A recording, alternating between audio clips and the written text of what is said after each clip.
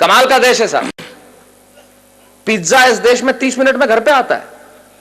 30 minute में नहीं आए तो पैसे वापस कर देते हैं। आप पुलिस वालों को बुला के देखिए।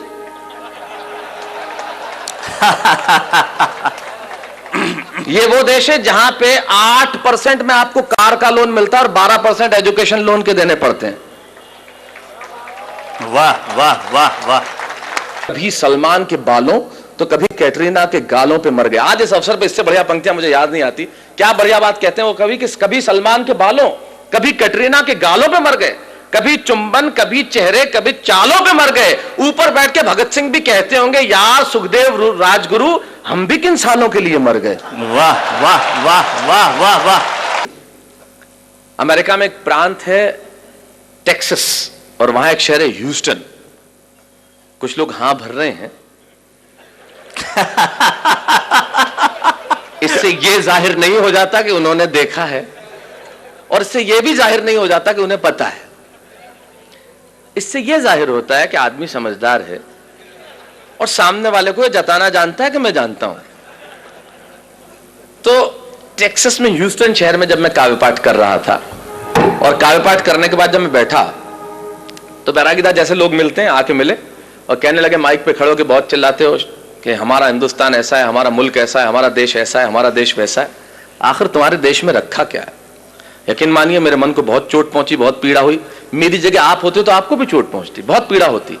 लेकिन मेरा दर्द सुनना साहब, मुझे चोट इसलिए नहीं पहुंची कि उसने मुझे ये कहा कि तुम्हारे मुल्क में क्या रखा है। मुझे पीड़ा इसलिए हुई कि कहने वाला लड़का खुद एक हिंदुस्तानी था जो सारी उम्र यहां पला, यहां बड़ा, इसकी माटी में रहा, जिसकी शिराओं में हिंदुस्तानी पिता का रक्त और जिसकी धमनियों में हिंदुस्तानी मां का दूध बहता हो, वो किसी दूसरे मुल्क में जाके अपने ही मुल्क वाले से ये कहे, एक हिंदुस्तानी जब दूसरे हिंदुस्तानी से ये कहे कि तेरे हिंदुस्तान में क्या रखा है, तो चोट पहुंचना स्वाभाविक था। तब मुझे महाकवि कन्हैयालाल सेठिया जी की एक कहानी याद आई और उस कहानी को मैंने कविता की आत्मा बनाया। क्यों मुझे पीड़ा पहुंची, क्यों मुझे कविता लिखनी पड़ी? कन्हैयालाल जी लिखते हैं कि लोहा और सोना आपस में बात कर रहे थे, तो लोहे ने सोने से सवाल किया कि यार तू सोना है, मैं लोहा हूं। आपस में बातचीत शुरू हो गई तो सोना लोहे को कहने लगा कि यार लोहार तुझे बनाने के पहले ठोकता पीटता है, सोनार मुझे बनाने के पहले ठोकता। आप पढ़े लिखे लोग हैं, आग में तपा के ठोका जाता है, लेकिन जब तुझे लोहार ठोकता पीटता तो तू बहुत आवाज करता है, मैं तो चुप रहता हूं, ऐसा क्यों? लोहे ने जो जवाब दिया वो मेरी कविता की जमीन है। लोहे ने कहा तो ठीक कहता है सोने, सुनार पीटता है तुझे लोहे की हथौड़ी से जो तेरी कुछ नहीं लगती, मैं लोहा हूं, मुझे जिससे पीटा जाता है वो लोहा है, और जब अपना अपने को पीटता है तो चीख तो निकलती ही है। वाह वाह वाह वाह। मेरी कविता अपने ने अपने को पीटी गई चीख की कविता है। जब एक हिंदुस्तानी दूसरे हिंदुस्तानी को यह कहे कि तेरे मुल्क में रखा क्या, अरे उन्हें मालूम क्या है कि मेरे मुल्क में है क्या? हमारे मुल्क में मधु कोड़ा है। वाह वाह। है एक भी लीडर ऐसा? सूर्यवंशी 38 वर्ष की उम्र में 4000 करोड़। आप यकीन मानिए कभी जिंदगी में 4000 करोड़ रुपए मिल जाएं तो यकीन मानिए इस जन्म में मुझे गिन के दिखा देना, आप गिन नहीं सकते। ये हिंदुस्तान, ये हमारा देश है, हमारे यहां कमाल की चीज है। हमारे मुल्क में क्या रखा है, बहुत जबरदस्त। जैसे आपका इंदौर का ट्रैफिक, मैं अभी एयरपोर्ट से आ रहा, राजवाड़ा के आगे मेरी कार के आगे आदमी हाथ साइकिल पे यूं किया फिर यूं कर दिया। मैंने कहा इसका क्या मतलब? बोले पहले मुड़ना था फिर कैंसिल कर दिया।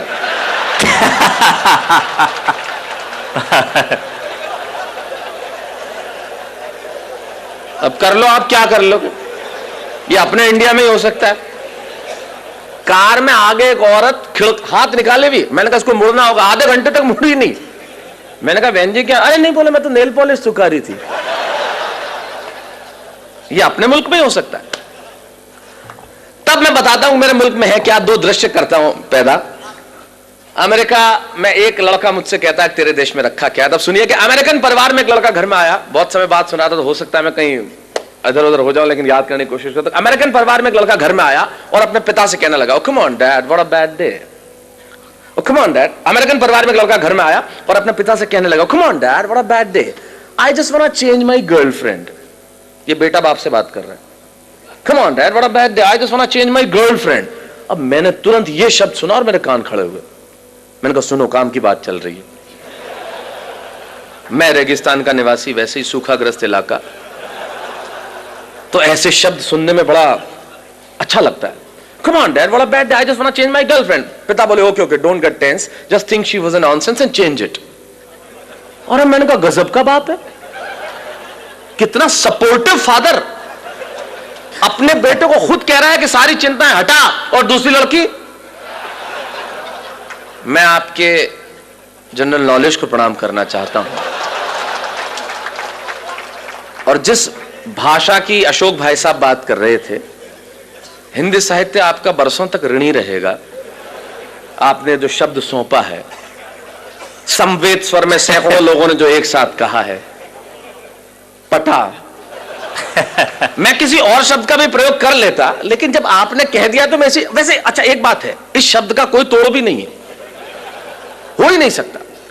जो परिश्रम, जो मेहनत, जो पसीना पटाने में है, वो किसी और शब्द में आए। आप पटाने में मतलब आप प्रक्रिया नहीं समझे, मैं शब्द की बात कर रहा हूं, वो किसी और शब्द में आ ही नहीं सकती। मैंने अंग्रेजों को कहा तुम हमारा क्या खा के मुकाबला करोगे बताओ, तुमने हमारी जोड़ के शब्द ले आओ बस। बोले क्यों? मैंने कहा तुम चेहरे को अंग्रेजी में क्या कहते हो? बोले फेस। मैंने कहा थोबड़े को बताओ। बोले पत्नी को अंग्रेजी में क्या कहते हो? बोले वाइफ। मैंने कहा लुगाई। मैंने कहा तुम मुकाबला कर ले बस हमारा, कहीं से मुकाबला करके बता दे कि तू क्या करता है। मैंने कहा तुम्हारा किसी से मतलब तुम्हारा किसी से मोहब्बत हो जाए तो क्या बोलते? बोले अफेयर। मैंने कहा लफड़ा। बोल। मैंने कहा तुम अगर कुछ पियोगे तो क्या बोलोगे? बोले आई विल ड्रिंक लस्सी। मैंने कहा जा इंदौर में, बोले एक गिलास लस्सी हेड़ ले। तेरा बाप नहीं ला सकता है शब्द, हमारा मुकाबला कर सकता है क्या? कर ही नहीं सकता। फिर मैंने कहा हमारी पत्नी रोज उठ के हमसे एक वाक्य बोलती है तो उसका अंग्रेजी में अनुवाद कर दे, मैं गुलाम हो जाऊंगा तेरा। बोले क्या बोलती है? मैंने कहा बोलती है तुमसे शादी करके तो मैंने करम ठोक लिए हैं। मैंने कहा ला करम और ठोक, तेरा बाप अंग्रेजी में नहीं ला सकता करम और ठोक। मैं चाहता हूं हमारी हिंदी भाषा के सम्मान में एक बार जो अद्भुत भाषा है हमारी, वाह वाह वाह वाह, स्वागत है स्वागत है स्वागत। कर ले कोई मुकाबला, हमारा क्या करेगा? बोले पत्नियां ऐसे बोलती है। मैंने कहा इससे ज्यादा बोलती हैं। मैं अपनी पत्नी को गोवा घुमाने के लिए ले गया तो कहीं था नहीं, चर्च में ले गए, उसने श्रद्धा के मारे ईसा मसीह के पांव छू लिए। मैंने कहा तू मेरे तो नहीं छूती। बोले तू भी लटक जा। मैंने कहा तू तो अनुवाद करके बता दे इसका। हमारी ट्रकों के पीछे लिखा रहता है ट्रक नहीं है मेरे जिगर का फूल है, और माल उतना ही भरूंगा जितना गवर्नमेंट का रूल है। मैंने कहा कर जिगर के फूल का ट्रांसलेशन, क्या लिखेगा? Flower of liver. और मैंने कहा तुम्हारी भाषा का जो हम इस्तेमाल करते हैं वो तो किसी का बाप नहीं कर सकता। मैंने कहा इंदौर, मैं इंदौर इतना आता हूं कि मैं तो लगभग, इंदौर मेरा बहुत प्रिय शहर है, और मैं बता दूं मुझे इतना मजा आता है, यहां की भाषा कमाल की है साहब। मेरा एक मित्र अपने ही मित्र के घर गया तो उधर से निकला वापस, मतलब किधर गए? बोले यार मैं इधर से निकल रहा था, मैंने सोचा तुम तो कहीं बाहर गए हुए तो सोचा भाभी जी को टच करता चलूं।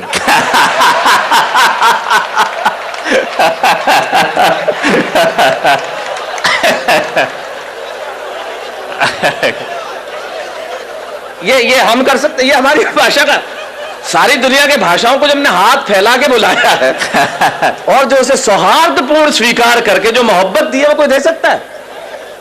तो ये तो कमाल है। तो मैंने कहा कमाल का बाप है, खुद ही कह रहा है सारी चिंता हटा। मैंने कहा है खुदा मुझको भी ये अमेरिका भेज देता तो तेरा क्या जाता? खुलेआम चिंताएं हटाते, मजे से लड़कियां घुमाते, वरना हिंदुस्तान में हमारे पिताजी वो सुबह दोपहर शाम 3 बार तो इसीलिए कूटते हैं कि बताना होता है मैं तेरा बाप हूं। ये इंडियन बाप इस मामले में बहुत जालिम होता है, उसे सिर्फ कूटने का बहाना चाहिए। घर में निकर पहन के क्यों बैठा है? कूट दिया। पैंट पहन के बैठा है, फिर ठोक दिया। नई पैंट, कुछ नहीं पहना तो फूट ठोकना ही था फिर तो।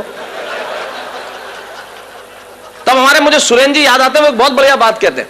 सुरेन जी कहते हैं कि जितने एनआरआई, मतलब अमेरिका में आपको मालूम है बच्चों को अगर आप पीट दो तो 911 पे कॉल करके तुरंत पुलिस, आप बच्चों को पीट नहीं सकते, पीटते ही बाप गिरफ्तार। एक हिंदुस्तानी बाप ने ठोक दिया, छोरे ने 911 पे फोन किया, बुला ली पुलिस, गिरफ्तार हुआ।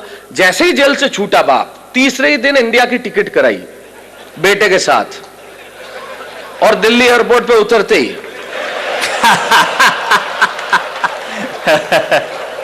नहीं, इससे यह जाहिर नहीं होता कि, इससे यह जाहिर होता है कि एनआरआई हर साल इंडिया आते क्यों।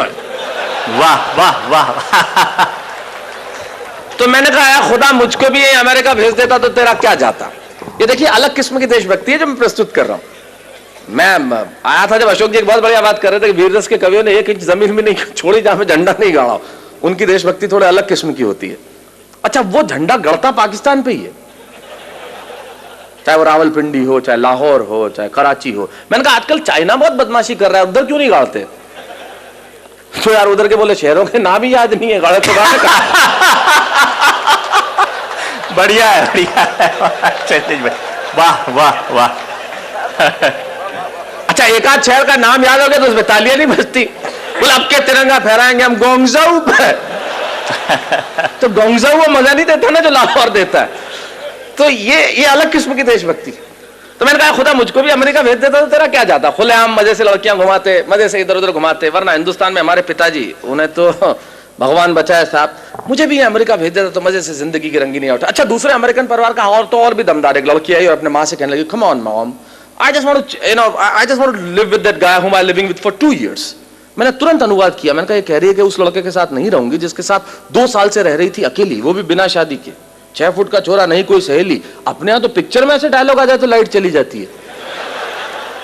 और ये देश कितना एडवांस है, हम इनसे कितना पीछे, कितना नीचे। मुझे भी अमेरिका आ जाना चाहिए और जिंदगी के मजे उठाना चाहिए। अब यहां से वो बात शुरू करता हूं जिसके लिए कविता लिखी। मुझे भी अमेरिका आ जाना चाहिए और जिंदगी के मजे उठाना चाहिए। ये बात मैंने वहां रहने वाले एक बुजुर्ग जोड़े को बताई तो उन्होंने बहुत धीरे से मेरा कंधा थपथपाया। ये बात कि मुझे भी अमेरिका आ जाना चाहिए और जिंदगी के मजे उठाना चाहिए, ये बात मैंने वहां एक रहने वाले बुजुर्ग जोड़े को सुनाया तो उन्होंने बहुत धीरे से मेरा कंधा थपथपाया और कहने लगे, बेटा ये बातें, ये रोशनी, ये चमक, ये दमक लगती बहुत सच्ची हैं और लगती भी खूब अच्छी हैं। अरे तुम्हें क्या मालूम, ऊपर से हंसते हम भीतर कितना पिसते हैं, इन आंखों से आंसू रिसते हैं। अरे तुम्हारे मुल्क में और कुछ नहीं होगा पर वहां सच्चे रिश्ते हैं। वाह वाह वाह वाह, बहुत अच्छा, बहुत अच्छा। तुम्हारे मुल्क में वहां कुछ नहीं होगा पर ये रिश्ते हमारे मुल्क में ही हो सकते हैं मित्रों, ये रिश्ते हमारे मुल्क में ही हो सकते हैं। ये जो सम्मान की परंपरा बची है वो इसी देश में बाकी रह गई है। तब कहता हूं कि तुम्हारे मुल्क में और कुछ नहीं होगा पर वहां सच्चे रिश्ते हैं। अरे वहां बेटा शाम तक घर नहीं लौटे तो पिता को खाना नहीं भाता। और अगली पंक्ति में बात कितनी छोटी लेकिन तर्क कितना बड़ा कि वहां बेटा शाम तक घर नहीं लौटे तो पिता को खाना नहीं भाता। और इतनी तमीज तो है कि छोटा छिप जाएगा लेकिन बड़े के सामने सिगरेट नहीं पी पाता। इतनी तमीज तो है कि छोटा छिप जाएगा लेकिन बड़े के सामने सिगरेट नहीं पी पाता। और बहन बहन जब विदा होती है ना तो आंखों में आंसू सच्चे होते हैं और घर घर में पांव छूने वाले छोटे बच्चे होते हैं। मित्रों यकीन मानिए एक बात इन कवियों की उपस्थिति में कहना चाहता हूं, जो चीज हमारे पास है शायद उसके होने का एहसास हमारे पास नहीं है। मैं सिर्फ एहसास कराने के लिए आया हूं कि हमारे पास क्या है जो दुनिया के पास हो नहीं सकता। पूरी दुनिया के ग्लोब पे छोटे बड़े मिला के लगभग 183 देश हैं। छोटे बड़े कर लेंगे जो यूएनओ के सदस्य नहीं है तो 203 देश हैं। बैरागीदा अशोक जी जिनकी कविताएं सारी दुनिया में गूंजी है, एक कवि होने के नाते, एक अभिनेता होने के नाते सारी दुनिया में जाता हूं और सारी दुनिया के देखने के बाद इनकी उपस्थिति में एक बात दावे से कहता हूं, पूरी दुनिया के ग्लोब पे होंगे 203 देश साहब, लेकिन सिर्फ एक देश ऐसा है जहां बच्चे माँ बाप के पांव छूते हैं, वो देश हिंदुस्तान है, दूसरा कोई देश नहीं है। तब कहना चाहता हूं ये इसी मुल्क में बचा है। तब कहना चाहता हूं कि विदा होती है ना तो आंखों में आंसू सच्चे होते हैं और घर घर में पांव छूने वाले छोटे बच्चे होते हैं। ये बात सुन के मैं सोचने लगा कि बात में दोस्त दम है।